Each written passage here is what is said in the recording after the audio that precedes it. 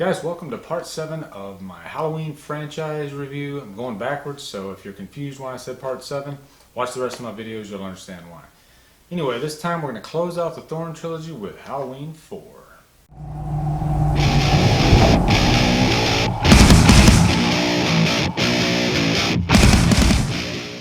Halloween 4 stars Donald Pleasance, Danielle Harris, and Ellie Cornell.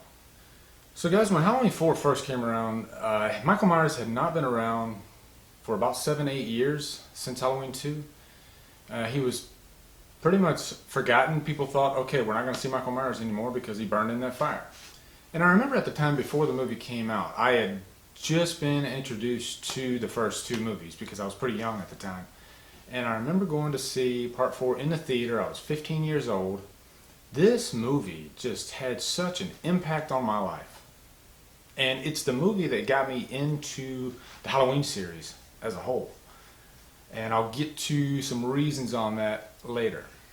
So in Halloween 4, it's been 10 years since Michael Myers wreaked havoc on the town of Haddonfield. He is in a mental institution / ward / hospital. He hasn't spoken a word, and they need to do a simple transport to Smith's Grove. And during that transport, Michael Myers overhears, is that even a word, overhears? I think I'm going to use it for this review anyway. And during the transport, Michael Myers overhears the paramedics in the transport mentioning of him having a niece.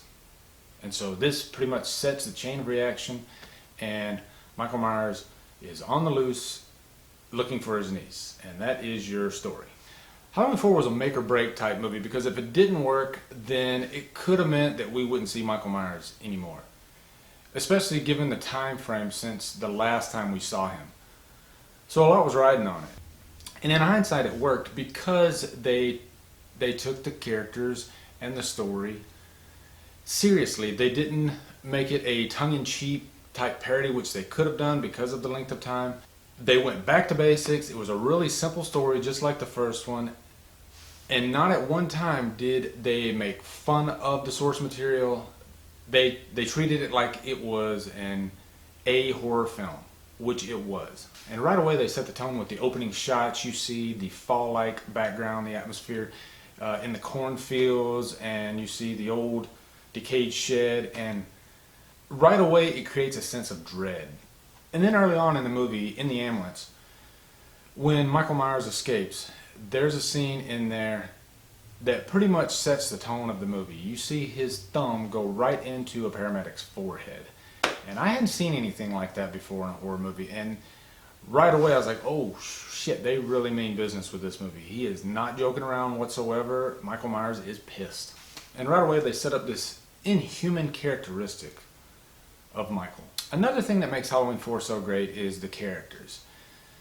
They didn't go after like a Heather Locklear type or, you know, the most beautiful woman in Hollywood at the time. They went for pretty much your next door neighbor type teenagers.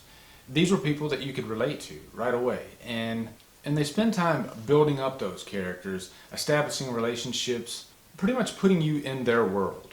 And I gotta give credit to Danielle Harris. I mean, she was, I believe, 10 years old at the time. And the movie pretty much was riding on her shoulders. And a lot of times when you're dealing with child actors, they can ruin a movie. Because child actors aren't as experienced as normal actors. But Danielle Harris comes across as a seasoned pro. She really does a great job with every scene she's in. And she elevates the tension even more. Never mind that Michael Myers is chasing. I also really liked Ellie Cornell as Rachel. She was a very, very likable character.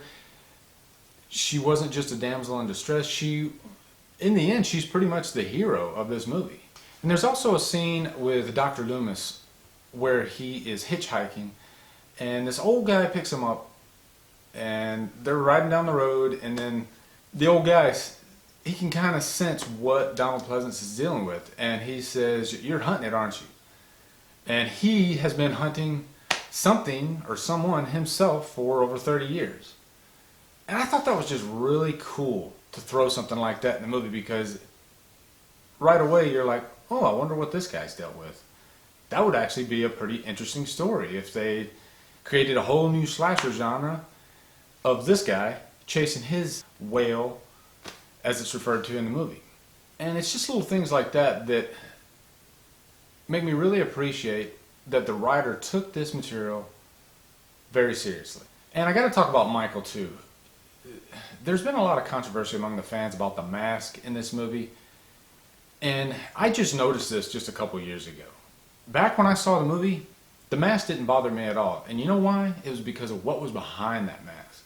For one, you never knew what the face was behind that mask because it was just pure evil. It was a force. And really, that mask could have been anything. And because of George P. Wilbur's performance, it still would have been scary. Because of the atmosphere that was around him, because of the cinematography, it all worked. And then, after watching the documentary, they actually mentioned that the mask was a William Shatner mask, but it wasn't white. And so when they spray painted it white, I guess the paint they used was too thick, and it actually made it look kind of emotionless. So I think Halloween 4 actually gets away with that because of how great George P. Wilbur did in this movie. I remember when I was 15 years old, Michael Myers in this movie scared the crap out of me. I'm not gonna lie. And I was having nightmares like you wouldn't believe, and the reason I was having nightmares was because of not only Michael Myers, but the ending of this movie. Okay guys, I'm gonna talk about the ending right now. This is gonna be spoiler filled. So if you haven't seen Halloween 4, go ahead and turn off this video right now, go watch it, come back, you can watch it. So anyway, the ending pretty much stained me for life. I am not gonna lie. When Danielle Harris comes out after she has just stabbed her mother, first of all, you didn't know it was her, or at least I didn't when I was watching it in the theater. You see a scene that's very reminiscent of the very first movie when you see the mask come over the face. And I was like, oh, Michael's still alive. Oh man, well, I guess they're in deep shit. No, it wasn't Michael, it was Jamie. And the way they shot that scene at the end of this movie with Donald Pleasance's reaction and the reveal of her with the blood on her, and this little 15-year-old boy just couldn't deal with it. Oh my God, that was rough. And that scene is what hooked me into this franchise. And I haven't been the same since. People that know me know that I am way too obsessed with Halloween. Halloween 4 has everything to do with that. Now there were a couple of cons in this movie. The hillbillies, yeah, they weren't as bad as the cops in 5. I don't know if they were meant to add a comedic aspect to the movie, but they were kind of idiots. And also there was some suspension of disbelief in this movie, like when Michael Myers is hiding under the truck as they're leaving the school and going out to wherever the finale. But outside of that, I freaking love Halloween 4. It's one of my favorites in the series. I still watch it yearly. It's to me, it's a great movie. So I definitely got to give it purchase worthy. So guys, if you noticed for this video, I changed my background up just a little bit, just so you can kind of see what my Blu-ray collection looks like. I've been collecting Blu-rays pretty much since Blu-ray first came out, 2006, somewhere around there. But I got a few of my figures in the background. I got the Michael Myers there, got Alien there, and then there is a Predator right behind me. So, there you go. Hey guys, thanks for watching. Really enjoying doing these Halloween reviews. We only got 3 more left, so I'm looking forward to sharing my thoughts on those for you. Go ahead and subscribe to my channel if you like my videos, and follow me on Facebook and Twitter. Thanks for watching, and Humdrum out.